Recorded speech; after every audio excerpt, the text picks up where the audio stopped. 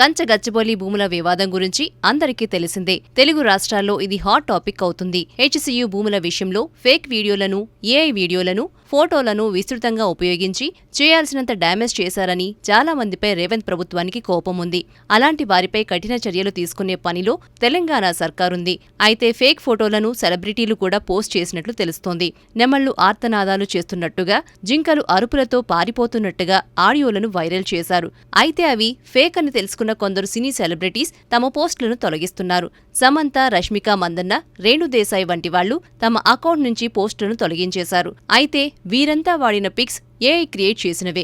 ఏదేమైనా కూడా ఇలాంటి తప్పుడు వీడియోల వల్ల తమ ప్రభుత్వానికి వ్యతిరేకంగా కొంతమంది పోస్టులు పెట్టారని, తమ ప్రభుత్వ ప్రతిష్టకు ఇబ్బందికర పరిస్థితులు ఏర్పడ్డాయని ప్రభుత్వం భావిస్తున్నందున అలాంటి వారిని ఉపేక్షించకూడదని భావిస్తోంది.